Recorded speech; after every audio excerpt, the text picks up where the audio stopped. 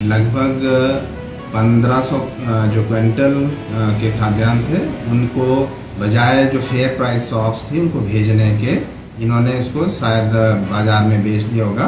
तो ये हमारे पास ये शिकायत प्राप्त हुई थी। पिछले दिन धर्मशाला विजिलेंस ने एक केस रजिस्टर किया हुआ है।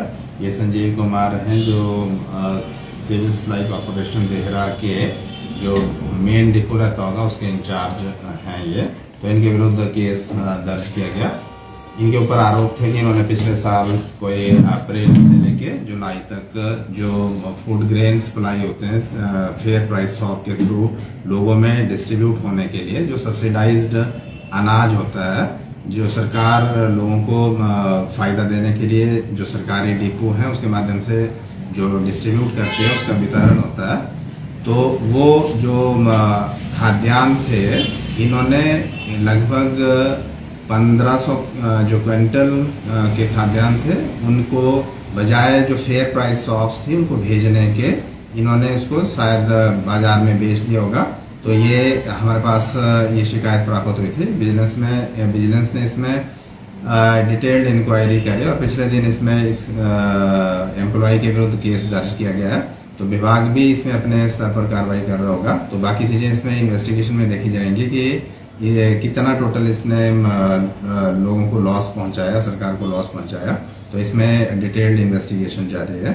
और इसके अलावा कुछ दिन पहले एक और केस विजिलेंस धर्मशाला ने रजिस्टर किया हुआ। ये इंदौरा इलाके के एक परिवार की शिकायत मिली थी कि इन्होंने 3-4 साल पहले फिशरी डिपार्टमेंट से कोई वेलफेयर स्कीम्स रहती हैं फिशरीज की जो प्रोडक्शन है जिसको हम ब्लू रिवॉल्यूशन के नाम से भी जानते हैं। सरकार का ये प्रयास रहता है कि जो फार्मर हैं उनको किसी न किसी तरीके से उनकी मतलब आय में बढ़ोतरी हो। तो फिशरी डिपार्टमेंट की तरफ से भी ऐसी कई जो वेलफेयर ओरिएंटेड स्कीम्स रहती हैं तो उनका फायदा किसानों को पहुंचे। तो इन लोगों ने उसमें सब्सिडी का जो अमाउंट लिया था उसको उस उद्देश्य के लिए उसका इस्तेमाल नहीं किया था जिसके लिए होना चाहिए था।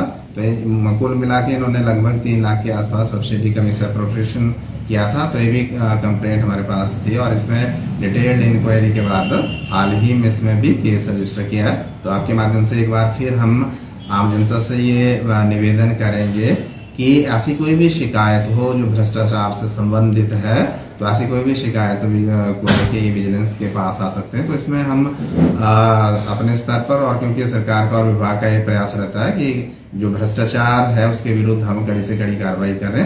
तो इसी श्रृंखला में ये दोनों केसेस रजिस्टर हुए हैं और इसमें इन्वेस्टिगेशन जारी है। धन्यवाद।